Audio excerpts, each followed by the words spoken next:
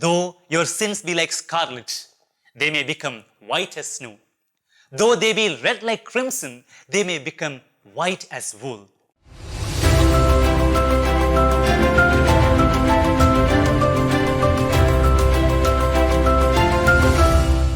My dear brothers and sisters, Gospel readings of the first 3 days of the Holy Week have Judas in a very prominent role.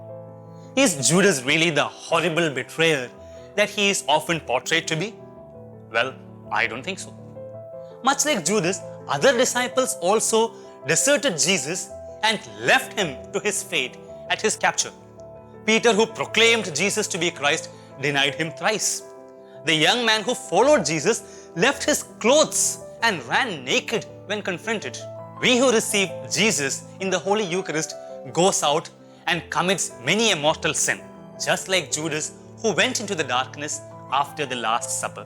To err is human, and Judas was just another erring human being like you and me. So if Judas is not guilty of betrayal, then what was his sin? His crime was that of taking matters into his own hands. He refused to wait for God. St. John in 1 John 3:20 asks us to have trust in God even when our hearts condemn us, for God is greater. Judas distrusted the goodness of Jesus, who admitted the betrayer to his body and blood, who accepted the kiss of peace which condemned Jesus to his captors, thinking that his malice is greater than divine goodness. Judas despaired and thus committed the unpardonable sin against the Holy Spirit. St. Thomas Aquinas teaches that the justice of God is His mercy, while Psalm 27:13 says, I would have despaired unless I had believed that I would see the goodness of the Lord in the land of the living. Despite all this, Judas lost faith in God, all hope in life, and cut himself off from divine love. My dear brothers and sisters, we might be grave sinners, people far, far away from God. We might have committed horrible sins, yet there is no cause for us to despair.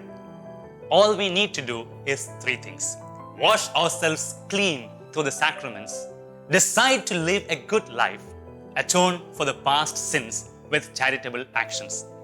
Holy Week is the best time to do this, to reconcile with God and fellow beings. You might be an adulterer or an aborter, a liar or a cheat, but the Lord will not reject you. Though your sins be like scarlet, they may become white as snow. Though they be red like crimson, they may become white as wool, promises the Lord in Isaiah 1:17 and 18. St. John 1:9 says, if we confess our sins, He who is righteous will forgive us our sins and cleanse us. Now is the appropriate time to take a step towards the Lord and confess your sins. Let us not be like Judas, who shut himself from the Lord. Let us hope in the mercy of God and step into the confessional today itself and reunite ourselves with God.